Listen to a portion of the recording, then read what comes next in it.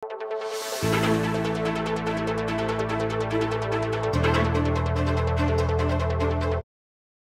dati-rati kalat-kalat lamang kang kilwalder ang opisina na ng Land Transportation Office o LTO rang fixer, nga ni kanu at nala naman karang social media at online namu naman ng karelang modus operandi. Metong karela nga biktima yung pera lang message kang Facebook page na ng CLTV 36 News at sinabing inadwanan deng 4,000 pesos kapalit ng pamag-process na ng kayong driver's license. Dapat kaya rin ng pera larang pera, no kanong may kibat kaya rin online fixer.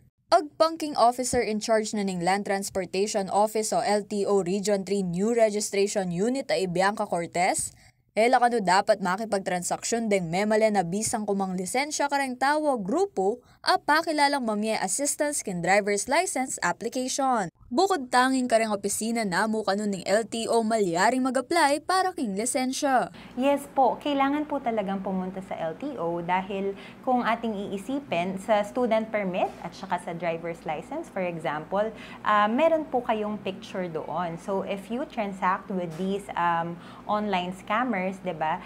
Isipin na lang natin paano malalagay yung picture natin doon, 'di ba? So doon pa lang mapapaisip ka na legal ba ito? Parang hindi, 'di ba?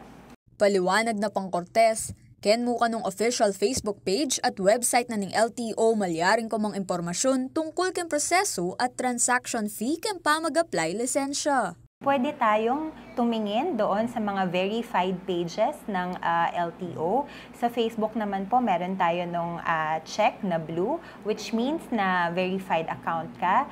You are a national agency na may social media presence. We also have our website, lto.gov.ph. Karen namang mumunta king LTO, siguraduan ka nung karempa ka uniforme mo at king kilog na namo ning opisina makipagtransaksyon.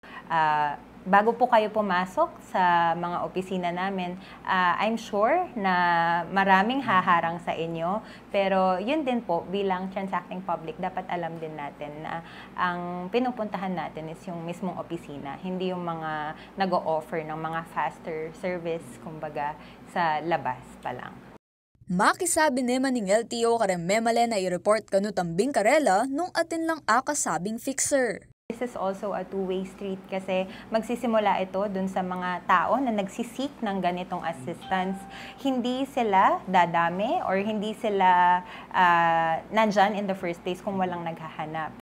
Basic in Republic Act 9485 o yung Anti-Red Tape Act of 2007, malyari ang mamayarang 20,000 pesos hanggang 200,000 pesos at malyari pang makulong hanggang na mabanwa, ing ninumang marakap a fixer. Kaya bay JM De Jesus, ako po yung kakain Talasuyo, Arlen Salonga, ating pusong makabalen.